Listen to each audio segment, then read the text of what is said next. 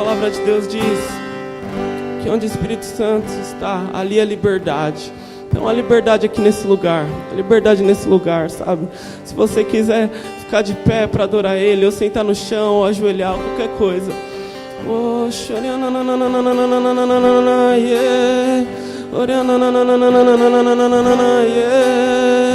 Espírito Santo vem, Espírito Santo vem, Espírito Santo vem. Te amo, lindo. Melhor amigo vem, melhor amigo. Ai, tu és tão lindo, lindo, lindo, lindo, lindo, lindo, lindo. Oh, nananana, yeah. Mais, Senhor. Mais, Senhor. Oh, começa a clamar por mais. A gente precisa de mais dele. Mais, Senhor. Meu lindo vem, meu lindo vem. Meu lindo vem. Meu lindo vem. Meu lindo vem. Tu és livre, Espírito de Deus. Tem liberdade neste lugar. Oh. Espírito Santo, tenha liberdade.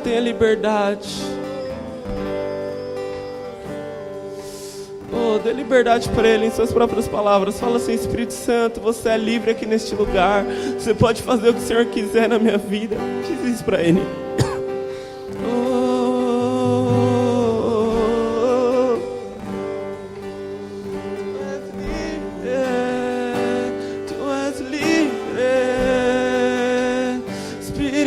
De Deus.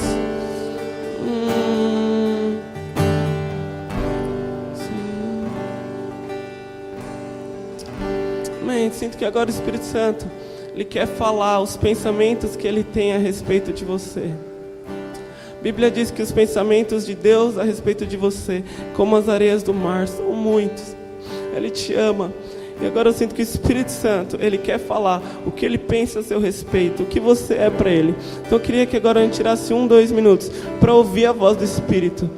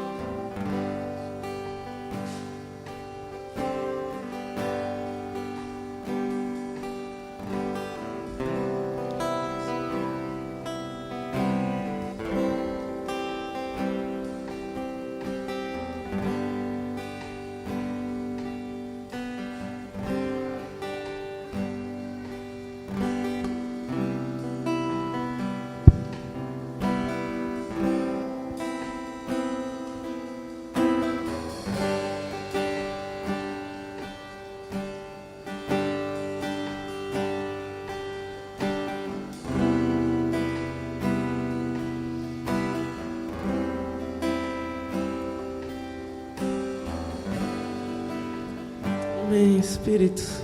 Obrigado pela tua presença aqui neste lugar, por ser o nosso tudo, por nos amar tanto. Te amamos muito, lindo. Te amamos tanto, nosso amigo. Obrigado pela tua presença. A gente veio aqui, nós viemos aqui nessa igreja hoje, nesse prédio, por causa do Senhor, só por causa do Senhor. Nós te damos total liberdade aqui nesse lugar, Espírito Santo. Total liberdade. Nós não estamos aqui para seguir uma agenda, para seguir o que nós achamos que é certo. Nós estamos aqui para seguir o Senhor, Espírito. Tenha controle desse culto, Espírito. Faça o que o Senhor quiser. Em nome de Jesus. Uou.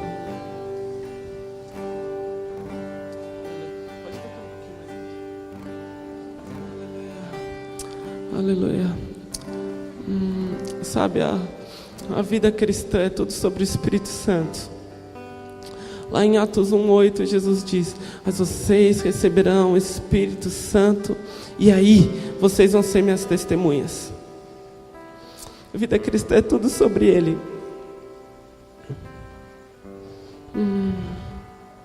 É tudo sobre o Espírito Santo. Sabe, Jesus viveu mais ou menos 33 anos nessa terra. Ele viveu com os discípulos mais ou menos 3 anos. Ele viveu esses 3 anos com os discípulos. E no fim dos 3 anos ele diz: a única coisa que vocês precisam é do Espírito Santo. A única coisa que vocês precisam para mudar esse mundo é do Espírito Santo. E um tempo atrás eu entendi isso, que o Espírito Santo era tudo que eu precisava. Que Ele era tudo que eu precisava. Que eu era tudo que Ele era tudo que eu precisava para mim poder mudar a minha cidade. Que Ele era tudo que eu precisava para mudar a atmosfera ao meu redor. Um tempo atrás eu entendi isso. Eu comecei a viver essa vida, andar com o Espírito Santo, dar liberdade para Ele onde quer que eu fosse. Não viver uma rotina tipo, vou para a escola, depois vou para a igreja, depois vou para a célula. Não viver só uma rotina. É muito importante fazer todas essas coisas, mas eu comecei a dar liberdade para Ele. Na minha célula, eu comecei a dar liberdade para o Espírito Santo, porque eu não posso fazer nada de mim mesmo. Jesus falou que Ele era tudo que eu precisava. Sabe, as últimas palavras de uma pessoa são as mais importantes. Alguém antes de morrer, um pai, por exemplo, antes de morrer, ele não vai chamar o filho e falar: filho, faz muito dinheiro, cuida do nosso negócio, vira um homem rico. Não, o pai não vai falar isso antes de morrer. Ele vai falar: filho, eu te amo muito, cuida da sua mãe, cuida dos seus irmãos, vocês são muito especiais para mim. As últimas palavras de uma pessoa são as mais importantes. E as últimas palavras de Jesus em Atos 1:8, antes dele subir, as últimas palavras de Jesus são: mas vocês receberão poder ao descer sobre vós o Espírito Santo, e aí vocês serão minhas testemunhas em Jerusalém, na Judéia, em Samaria e até os confins da terra. Às vezes a gente acha que a vida cristã são muitas coisas, que a gente precisa, talvez para ser testemunha, fazer um seminário de 10 anos, precisa ler a Bíblia 10 vezes. Não, é simples. É muito importante fazer tudo isso, mas Jesus, Ele deixa muito simples, acessível para qualquer um. Mas vocês receberão o Espírito Santo, e aí vocês vão ser minhas testemunhas. Muito simples. E eu entendi isso. Eu comecei a viver essa vida com o Espírito Santo. Eu comecei a refletir esse Deus que é amor, esse Deus que criou tudo, esse Deus que a Bíblia fala em João que Deus é amor. Eu comecei a refletir esse Deus onde quer que eu fosse, de uma maneira simples, não é complicado. Relaxando, sabe? Só andando com o Espírito. E um dia desses, algumas semanas atrás, eu fui para um restaurante com os meus amigos. Um restaurante lá na minha cidade, em São Paulo. E eu fui para esse restaurante. E eu cheguei no restaurante, a gente chegou lá e falou: moça, a gente quer comer tudo. Tem uma mesa? Ela falou: moça, tem 20 mesas na frente, vocês vão ter que esperar. Eu falei: velho, 20 mesas? Eu falei: mas beleza. Aí o que a gente foi fazer? A gente foi manifestar esse Deus que é amor. A gente foi dar liberdade para o Espírito. A gente sabia que tudo que a gente precisava era ter Ele. Às vezes a gente acha: nossa, eu tenho que ter orado. Mano, eu não posso compartilhar do amor de Jesus se eu não orei pelo menos 3 horas hoje. Não dá. Às vezes a gente acha isso, mas é simples, é ter o Espírito. E a gente sabia disso, que a gente tinha Espírito. E que esse Espírito, ele não veio para ficar dentro de mim, para ficar parado. O Espírito Santo, a Bíblia diz que é o confortador. Deus mandou um confortador porque Ele sabia que você ia ter que sair da sua zona de conforto. O Espírito Santo é o confortador. E a gente, nesse restaurante, a gente começou a compartilhar do amor de Deus. A gente começou a ser Jesus lá. Sabe, falar para as pessoas: sabe, Jesus te ama muito. Deus tem um propósito para a sua vida. A gente começou a ir de mês em mês e falar do amor de Jesus, orar pelos enfermos, que eu faço muito. Falar, por exemplo, moça, a gente ora pelas pessoas, elas são curadas. Você tem alguma coisa que eu possa orar por você? A gente começou a fazer essas coisas, começou a orar pelos enfermos no restaurante. E a gente começou a ficar famoso lá no restaurante. Já tinha gente chamando a gente, falando, ora aqui por meu filho, não sei o quê. A gente começou a ficar famoso, sabe? As pessoas estão sedentas por Jesus. Elas estão sedentas por Jesus. A gente sai pelas ruas, sai hoje pelas ruas aqui da cidade. As pessoas estão sedentas. Elas querem um Deus. Ninguém vai rejeitar um Deus como Jesus. Um Deus que ama, um Deus que liberta, um Deus que cura. Só que elas precisam conhecer esse Jesus através de você. Cristo em você é a esperança da glória. Cristo em você é a esperança de Belém. Cristo em você é a esperança do Brasil. Sabe, Deus ele não tem plano B. Jesus ele não tem plano B. Ele mandou o Espírito Santo para viver dentro de você. Esse é o plano de Deus. Não tem outro. Ele não vai invadir a terra de anjos para pregar, para os anjos começarem a pregar o evangelho. Não, Ele te deu o Espírito. Ele te deu o Espírito. Esse é o plano A de Deus. Ele não tem outro plano. Eu estava nesse restaurante compartilhando do amor de Jesus, as pessoas sendo tocadas. A gente estava tipo aquilo que diz na Bíblia: aqueles que alvoroçavam o mundo chegaram também aqui. Tipo, aqueles que alvoroçavam o mundo chegaram também no restaurante. A gente estava lá fazendo um alvoroço. Aí a gente achou uma mesa, sentou na mesa. A gente sentou na mesa. E aí veio a garçonete. Eu falei, moça. Ela olhou para mim. Eu falei, sabia que Jesus te ama muito?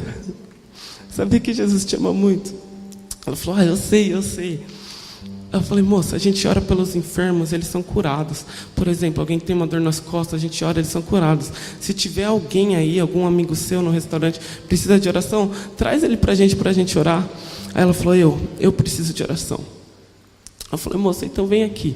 Aí eu estava sentado na minha cadeira, aí a moça agachou assim, do meu lado. Eu falei, comecei a ministrar com ela, comecei a falar sobre o amor de Deus para ela. Comecei a falar, moça, Jesus te ama muito, eu tenho um plano para a sua vida. Como comecei a falar, ela começou a chorar. Falei, moça, eu vou orar por você. Eu orei por ela.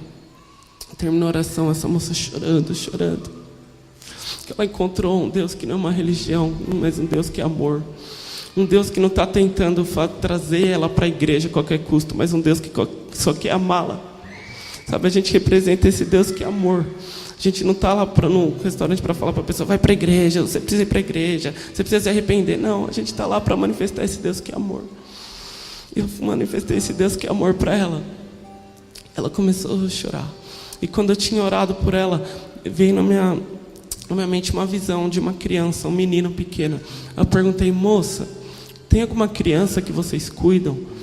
Tem alguma criança que vocês cuidam? Ela falou, é meu filho. Eu falei, moça, Jesus, ele vai te ajudar a cuidar dessa criança.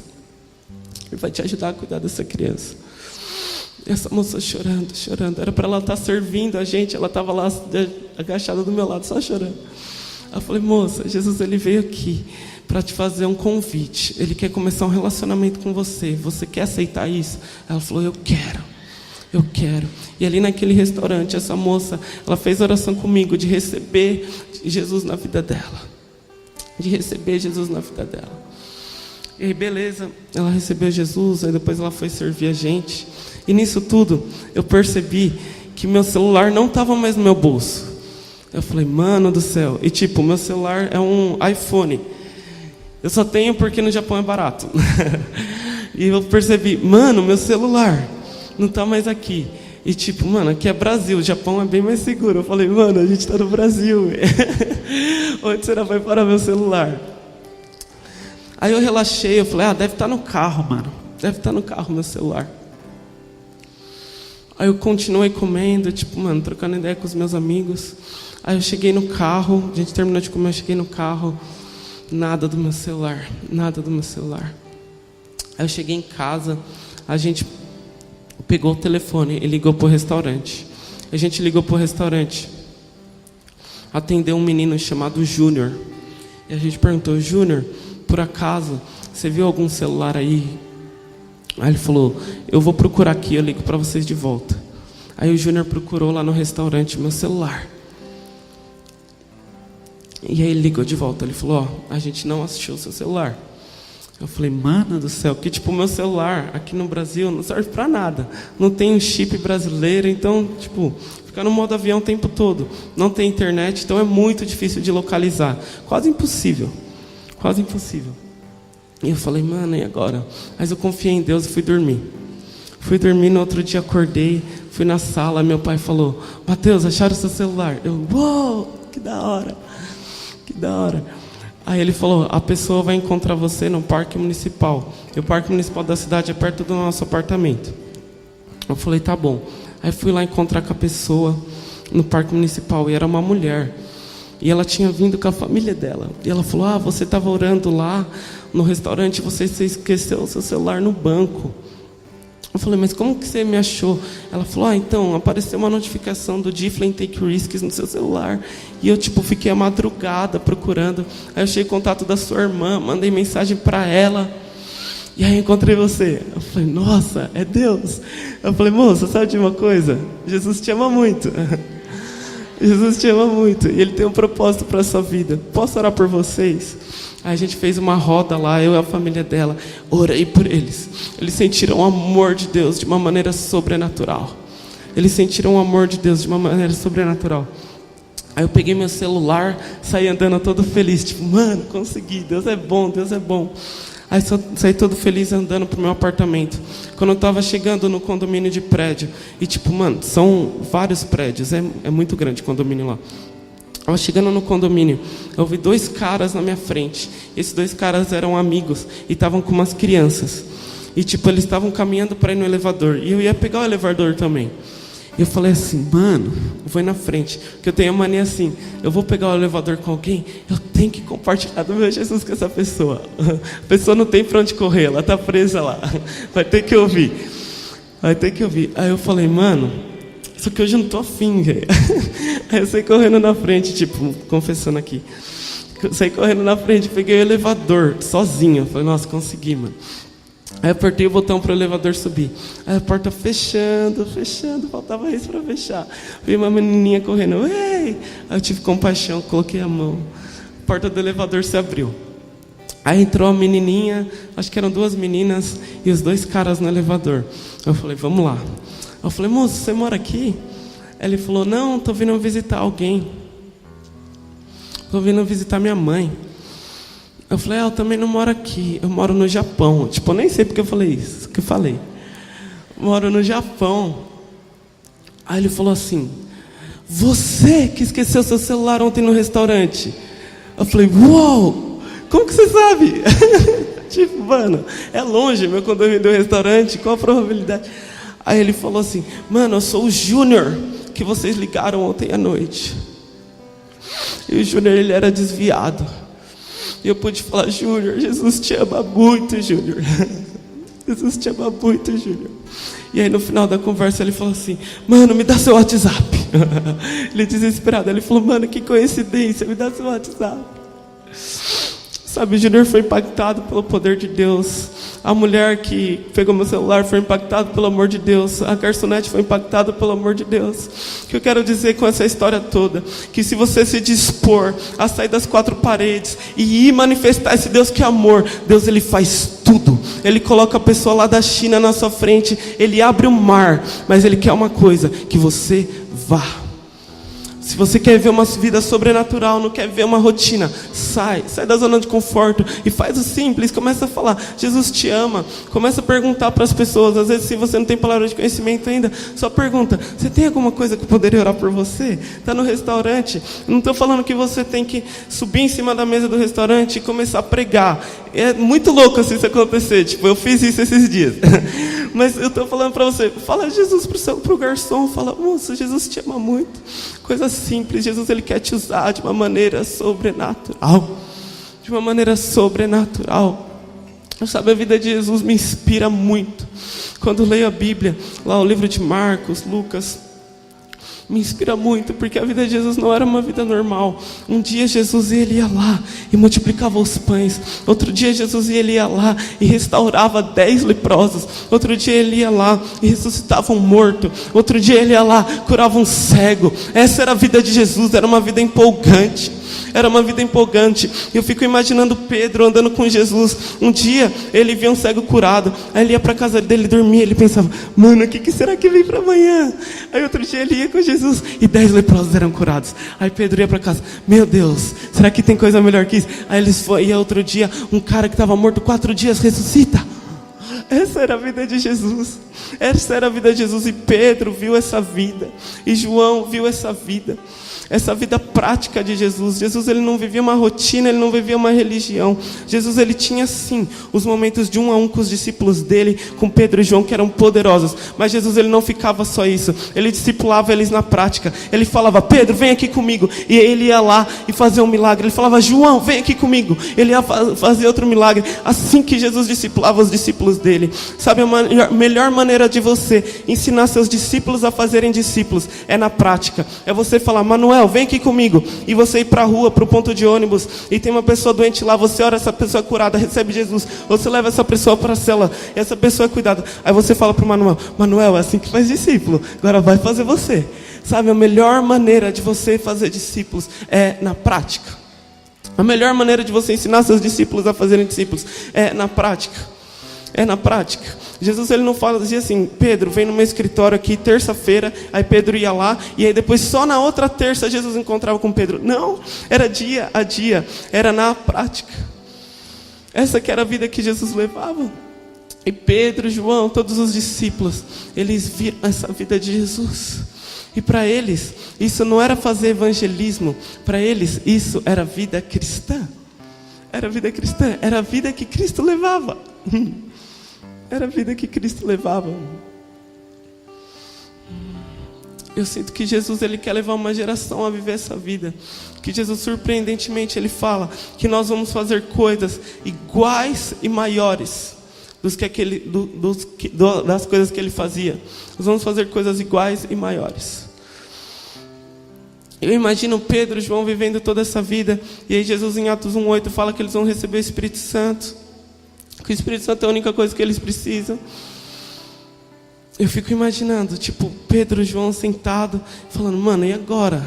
Como será que vai ser? Jesus foi embora, ele vivia essa vida sensacional. E agora como é que vai ser? Agora como é que vai ser? Eu fico imaginando Jesus subindo para o céu. Jesus, ele sobe para o céu. E aí ele encontra com o Espírito Santo lá. Aí ele fala, Espírito Santo, está quase na sua hora de ir. Quase nossa hora de ir, Espírito Santo. O Espírito Santo babando. Eu quero ir, eu quero tocar a vida deles, eu quero tocar a vida deles. Jesus fala, calma, Espírito Santo. E Pedro e João lá esperando, os discípulos esperando. E Jesus fala, Espírito Santo, calma, Espírito Santo, eu quero ir. E de repente Jesus fala, vai Espírito. E o Espírito vai tomar eles. E Pedro, que era um cara que não sabia nem ler, nem escrever, é tomado por esse Espírito. Em uma pregação, 3.000 se convertem. E esse mesmo Espírito que tomou Pedro aquele dia está em você para fazer as mesmas coisas que Jesus fazia. O Espírito Santo, ele não está em você, ele não desceu para tomar você, para você entrar numa rotina, para você, tipo, eu não estou falando que é errado, é muito certo, mas para você só ir para o culto, só ir para a cela, não. Ele entrou em você porque ele quer mais, porque ele quer mudar o mundo que está ao redor de você. Ele não entrou em você para viver uma religião, para viver uma rotina. O Espírito Santo quer mudar a atmosfera ao seu redor. Oh Espírito, vem. Chore, cantare, manaia, show.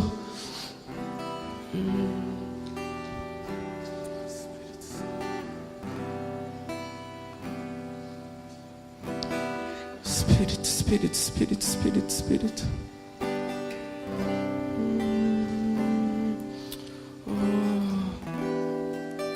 Amém. Queria que você pudesse abrir sua Bíblia lá em Gênesis 1. Amém. Gênesis 1:1.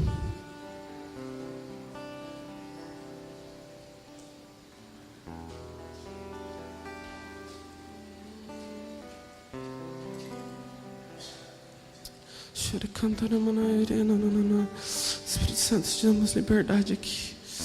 Damos liberdade aqui.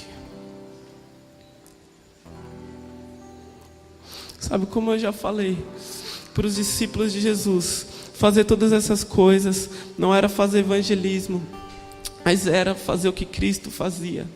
Para eles isso era vida cristã. Para eles vida cristã não era ir para a igreja somente. Para eles vida cristã era fazer o que Jesus fazia. E Jesus, ele vivia uma vida nas ruas. Ele vivia uma vida nas ruas. Ele vivia uma vida com as pessoas. Isso que nós somos chamados para fazer. Oh Jesus, oh Jesus. Ele quer te usar grandemente. Quer te usar grandemente. Eu vejo Jesus, ele levantando uma geração de pessoas que vivem como ele vivia, que vivem como a igreja de Atos vivia. A geração que vive como a igreja de Atos vivia, com o evangelho simples de receber o Espírito Santo e ir. Evangelho simples. Você já tem tudo o que você precisa para viver como Jesus.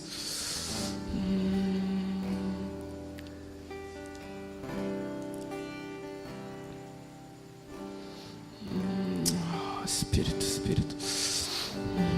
Jesus viveu aquela vida incrível. Ele falou para os discípulos: esperem, para vocês viverem a mesma vida que eu vivi, vocês precisam de uma coisa, que é o Espírito. Em Atos 2 eles recebem esse Espírito e nunca mais são os mesmos. Sinto Jesus falando: vocês precisam de uma coisa só para mudar esse mundo.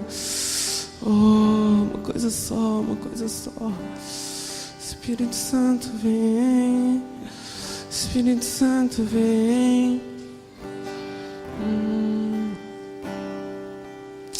Oh Deus, ele está levantando uma geração de jovens apaixonados pelo Espírito Santo. Apaixonados pelo Espírito Santo. Amém. Vamos ler lá em Gênesis 1:1.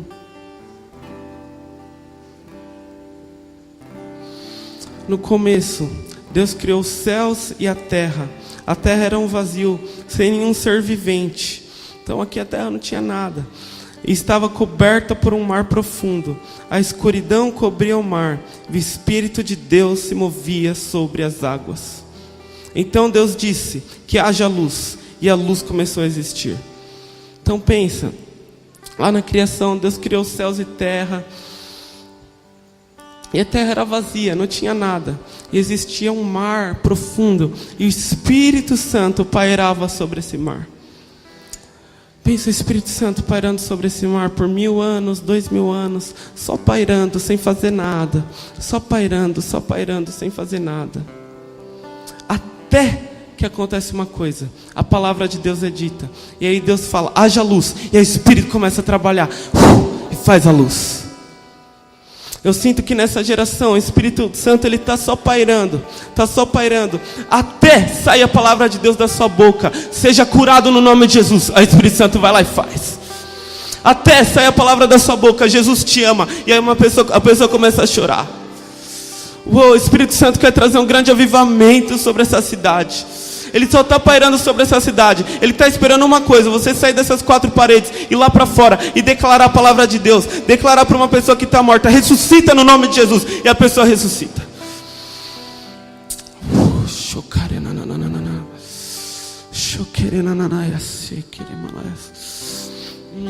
Espírito Santo só está esperando. Só está esperando a gente parar de ver uma rotina e dar liberdade para Ele. Eu vejo o Espírito Santo assim, desesperado.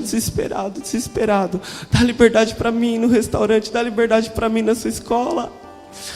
Eu quero criar as coisas lá, eu quero trazer um avivamento naquele lugar.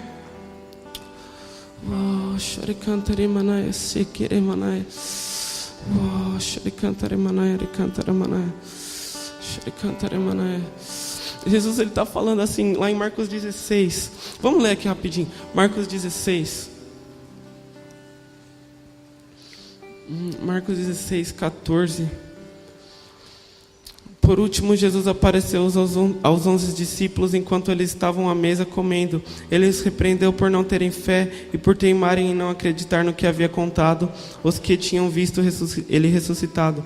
Então ele disse: vão pelo mundo inteiro e anunciem o evangelho a todas as pessoas. Quem crer e for batizado será salvo, mas quem não crer será condenado. Aos que crerem será dado o poder de fazer esses milagres, expulsar demônios pelo poder de meu nome e falar novas línguas. Se pegarem cobras ou beberem algum veneno, não sofrerão nenhum mal. E quando puserem as mãos sobre os doentes, estes ficarão curados. Depois de falar com eles, o Senhor Jesus foi levado para os céus e assentou-se ao lado direito de Deus. Os discípulos foram anunciar o evangelho por toda parte, e o Senhor os ajudava, e por meio de milagres provava que a mensagem deles era verdadeira.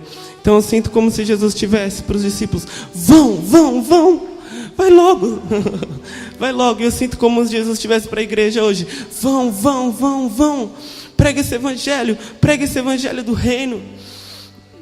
Sai da sua zona de conforto, prega esse evangelho do reino. E um dos textos que eu mais gosto, lá em Mateus, diz assim: que haveria guerras, rumores de guerras, que a lua se transformaria em sangue, que aconteceriam várias coisas, mas ainda não era o fim.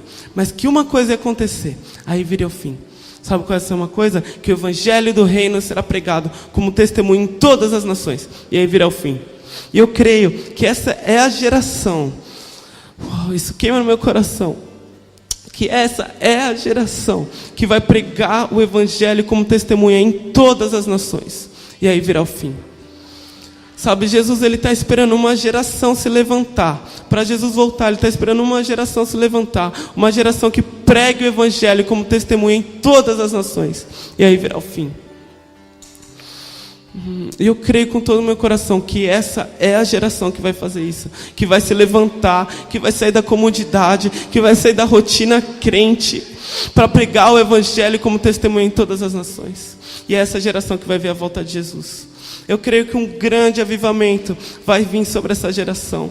Um grande avivamento. Eu amo ouvir sobre o avivamento da Rua Azusa. Quantos aqui já ouviram o avivamento da Rua Azusa? Glória a Deus. O avivamento da Rua Azusa foi assim, um cara chamado William Seymour.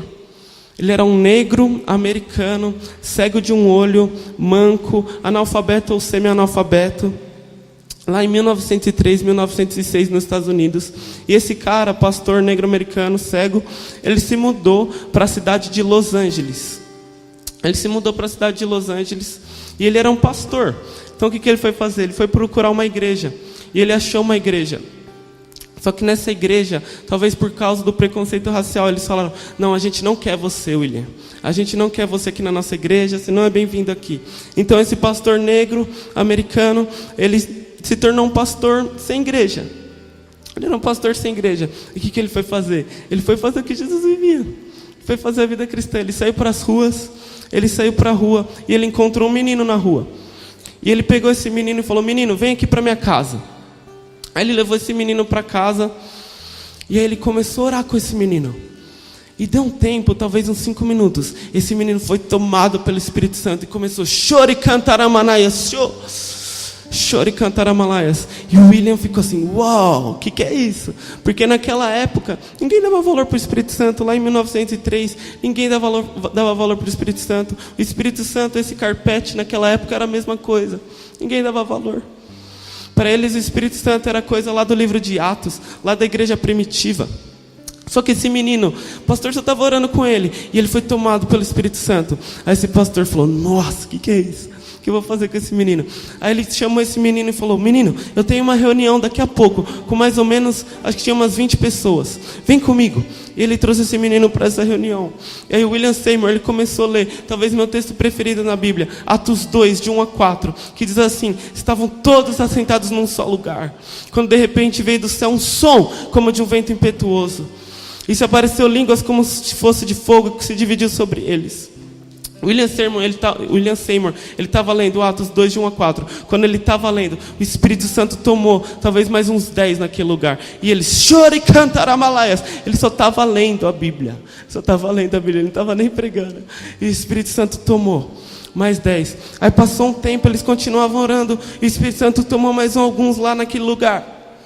E eles começaram: chore e cantaramalaias. Deu 10 da noite. O que acontece 10 da noite? Os vizinhos ficaram loucos. E foram lá bater na casa. Bateram na casa, eles abriram a porta. Começou o vizinho a cair no chão, tamanha presença de Deus. um vizinho atrás do outro. Caía no chão, tamanha presença de Deus. Essa reunião durou 3 dias. Só acabou a reunião, porque era segundo andar. E o chão cedeu. Todo mundo caiu. Só que ninguém morreu, ninguém se machucou. Aí eles falaram, a gente não pode parar esse mover de Deus. A gente não pode parar esse mover de Deus. Então eles saíram andando pela rua de Los Angeles. Eles acharam um almoxarifado, uma casa abandonada, na rua Azusa. E eles foram lá e alugaram essa casa. Eles alugaram essa casa e começaram a orar. A presença de Deus começou a tocar aquele lugar. O pastor William Seymour, ele nem pregava. Ele ficava sentado numa caixa de tomate, com a cabeça em outra caixa de tomate. E ele chorava. Tamanha a presença de Deus. De meia em meia hora ele tirava a cabeça e falava, arrependei-vos, e voltava. Só chorava, tamanha a presença de Deus. Sabe, curas de monte. Um paralítico levantado da cadeira de roda era a coisa mais normal. Tinham pilhas de cadeira de roda naquele lugar. Cego enxergar era a coisa mais normal do mundo. Só que ninguém dava muita bola para isso, porque a principal atração naquele lugar era a presença de Deus. Era a presença de Deus. Tem relatos de pessoas que passavam do outro lado da rua e caíam. Tamanha presença de Deus. Pessoas que chegavam na estação de trem ou de ônibus que tinha perto da casa, perto da rua Azusa. Eles chegavam nessa estação, já eram tomados pela presença do Espírito Santo. Pessoas que tentavam por semanas ir para o culto e não conseguiam, porque não conseguiam chegar até a casa, caíam no chão antes. Pensa, uma pessoa que tenta ir para o culto, primeira semana, segunda semana, não consegue, porque a presença de Deus era muito forte. Era muito forte. A maior atração naquele lugar era a presença de Jesus.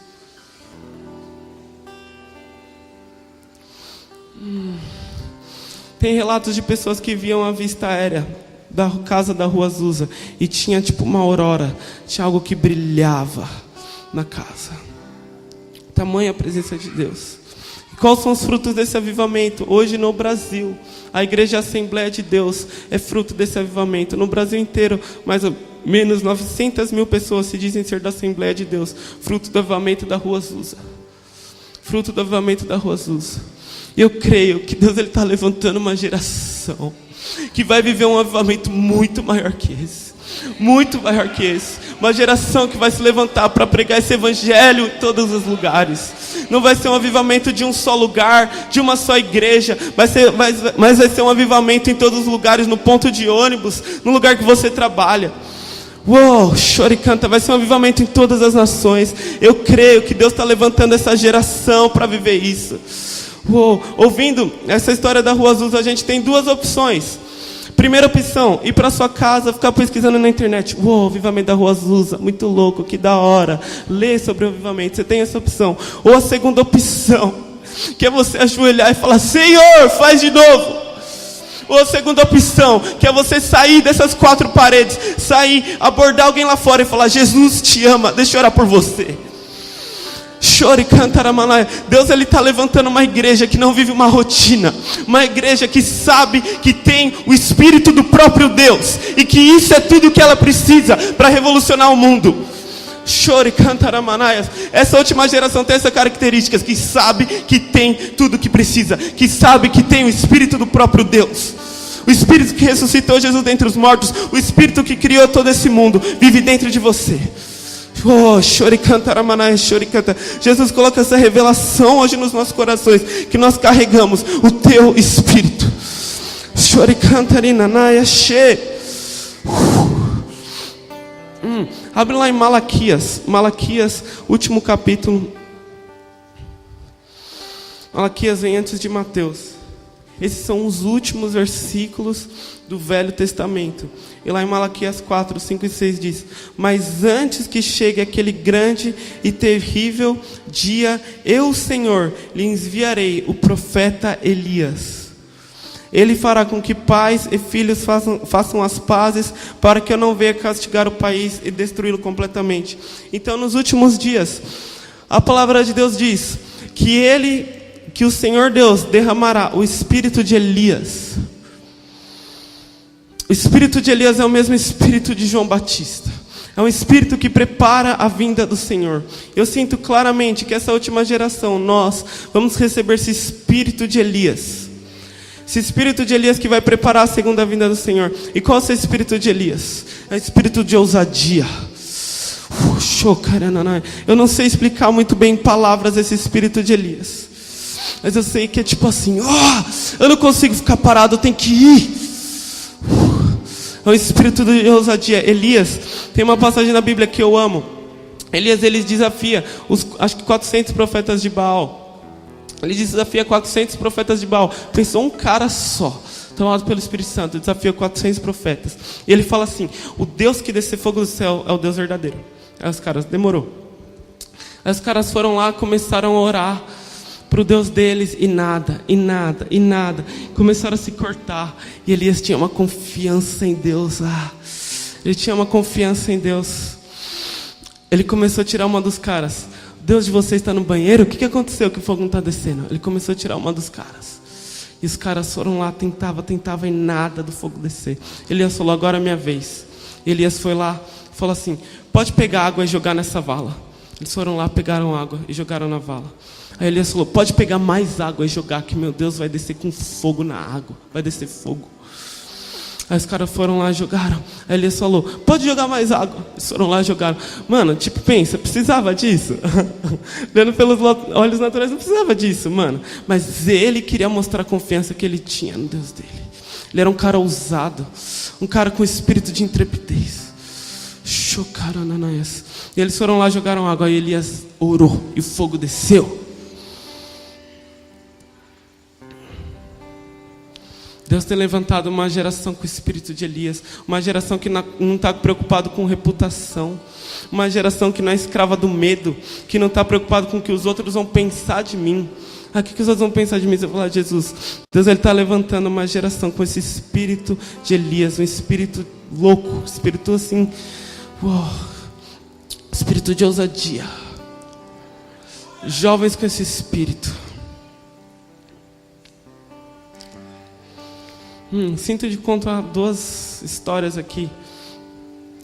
Acho que 2 semanas atrás, eu estava numa cidade lá em São Paulo. E eu peguei os meus amigos e a gente foi até um velório. Cheguei nesse velório, a gente tinha sentido 4 nomes que eu achava que eram de mortos que iam ressuscitar.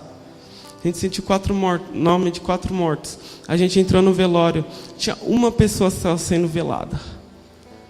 Uma pessoa sendo velada naquele velório. Eu falei, mano, eu não estou sentindo que é de Deus para orar por essa, mas como é a única que tem, vamos para cima. Aí a gente foi, eu falei para a filha do cara que tinha morrido, eu falei, moça, a Bíblia diz que a gente vai orar pelos mortos, eles vão ressuscitar. Eu creio nisso, posso orar para o seu pai ressuscitar? Isso tipo, o velório, uma galera. Aí ela falou assim, pode, vai lá. Aí fui eu e meu amigo. Coloquei e a gente começou a orar. Ressuscita, ressuscita, no nome de Jesus eu declaro vida. Declaro vida. E nada. A gente orou. Até que a filha falou, eu quero ficar sozinha aqui com meu pai. Eu falei, beleza. Aí a gente saiu e a gente abordou uma pessoa para falar de Jesus dentro do velório. Era uma mulher que estava chorando. A mulher chorando, eu falei, moça, você perdeu algum ente querido seu? Ela falou, meu filho morreu. Eu falei, quantos anos ele tinha? Ela falou, 40, ele morreu de diabetes. Eu falei a mesma coisa, moça, a Bíblia fala que a gente vai orar pelos mortos, eles vão ressuscitar. Eu creio nisso, posso orar por ele? Onde ele está? Ela falou, eles estão preparando o corpo dele lá, não sei se eles vão deixar você orar. Eu falei, vamos lá, moça. A gente foi lá, aí tinha uma porta. A gente bateu nessa porta. Abriu a porta 2 caras, um de máscara, um sem máscara. Eu falei, moço, deixa a gente orar aí. Aí eu falei, a gente quer orar pelo morto. Aí ele falou, calma aí. Aí eles entraram e saíram. E falaram, vocês podem orar. Aí eu e meu amigo, a gente entrou naquele lugar onde eles estavam preparando o corpo. Não era tipo o corpo bonitinho assim, que já estava preparado. A gente entrou naquele lugar. Aí o cara fez uma pergunta. Ele falou, vocês querem ficar sozinhos aqui? Eu falei, sim. O cara fechou a porta. Eu e meu amigo, chora e canta, arabalaias. Só a gente, o morto. A gente começou a orar e nada, mas uma presença de Deus sobrenatural. Até que o meu amigo, ele falou, nossa, mano, parece que tá tremendo o corpo. Aí beleza, a gente orou e nada. Até que o cara falou assim, mano, a gente precisa fazer nosso trabalho.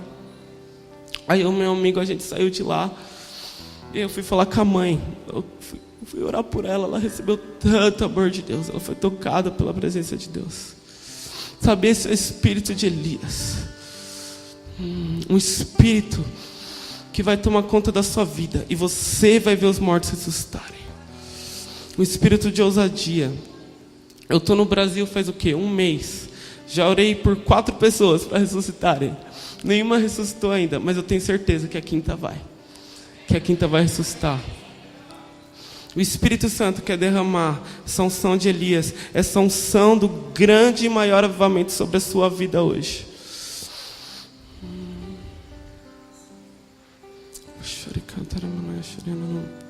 Eu estava no Japão, num restaurante lá. Aqueles restaurantes que você senta no chão para comer. Eu estava lá nesse restaurante, comendo com meu pai. E de repente passa um cara lá no restaurante. Ele passa. E quando ele passou, eu senti algo no meu joelho. Eu senti um toque assim no meu joelho. Aí eu virei para meu pai e falei: pai, eu acho que esse cara tem dor no joelho. Aí meu pai: vai lá. Aí beleza, a gente terminou. Eu comi tudo, terminei de comer. Eu fui até a mesa do cara.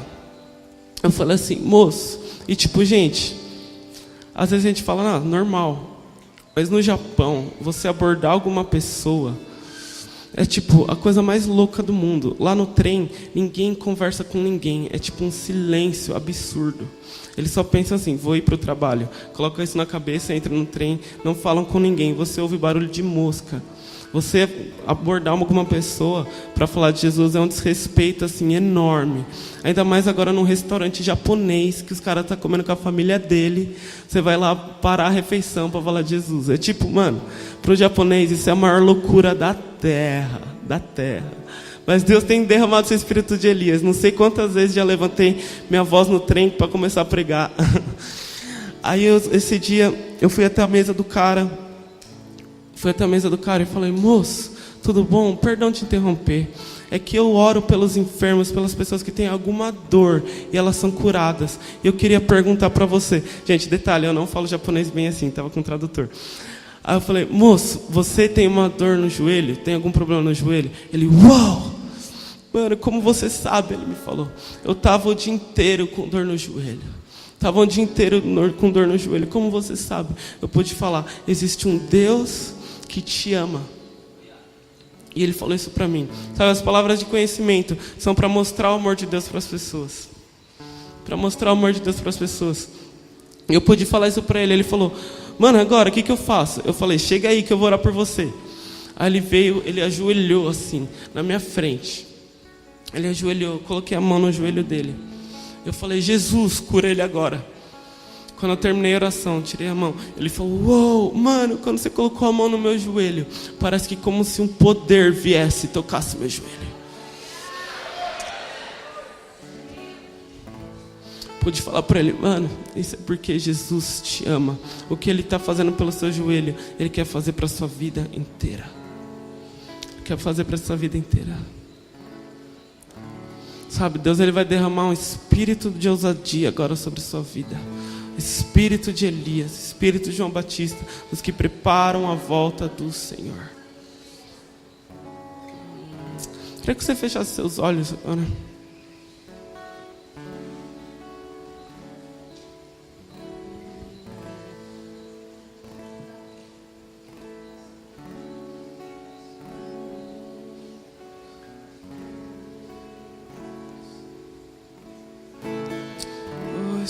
Espírito, te damos liberdade aqui nesse lugar.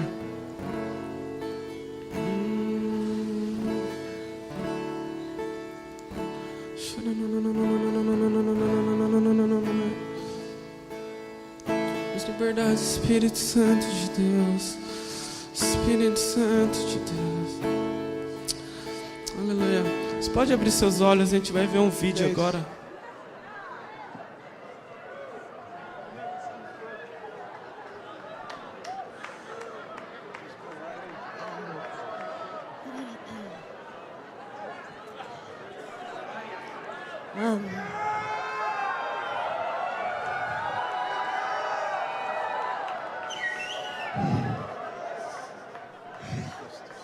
I was in the room.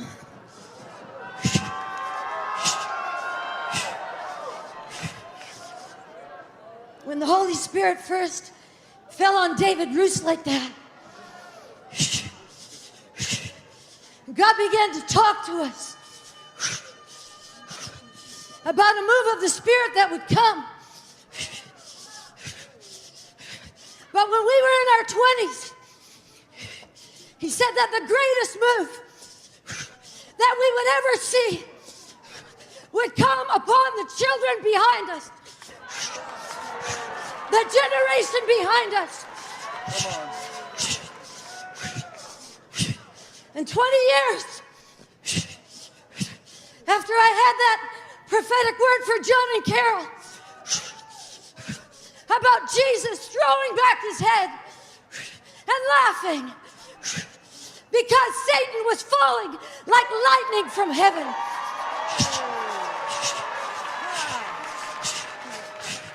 And that the great danger of that day would be to focus on the manifestations and forget that people's names were being written in the Lamb's Book of Life.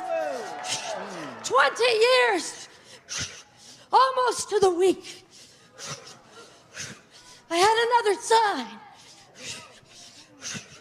My son broke his neck.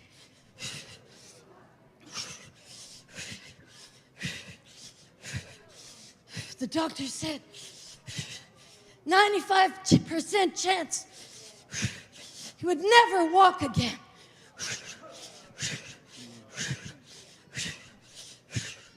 But suddenly, the toes on his left foot began to wiggle. Then the whole foot began to move. Then the other one.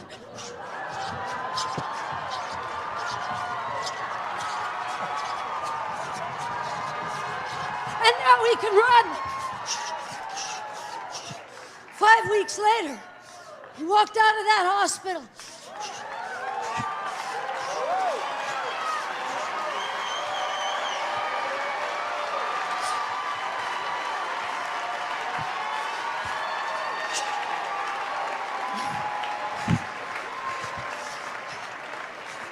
Never used a wheelchair or a walker or anything since.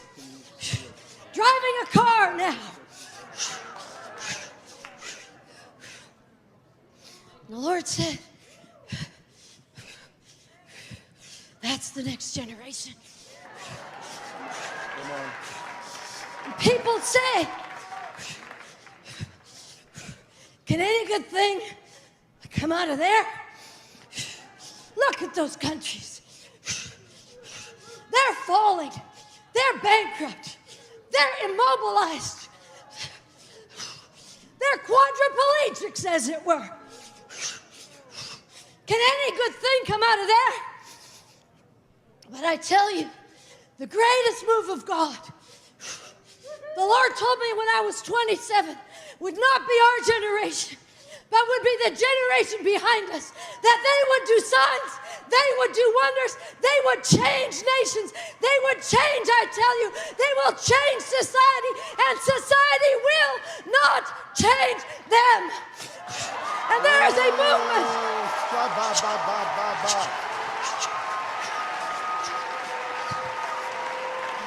of reformation coming, and the power of God is going to hit the low places. Justice movements are going to spring up all over the world and make the low places high. Righteousness is going to move into corrupt governments. Brazil, Brazil, get ready. Brazil, Brazil, a wave of my holiness and a wave of my power. Reformation power is coming to the nation of Brazil. And many other nations too. Because the low places will be made high. The high places will be made low. For that generation who prepares the way for the coming of the Lord.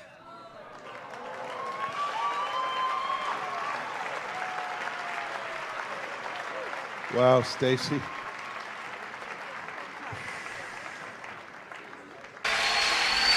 Bem, queria te convidar a ficar de pé.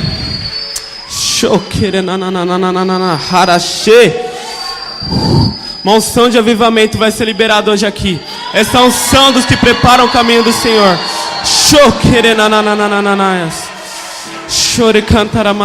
Uma unção de Elias, pode deixar apagado a luz. Uma unção de Elias, uma unção de João Batista.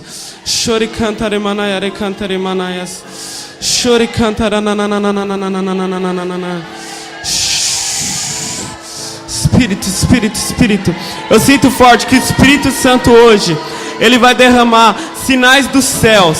Ouro, alguma coisa, ele vai derramar sinais dos céus. Show! Queria te convidar, se você quer essa unção de avivamento, essa unção de João Batista, vem aqui na frente. Show! Show!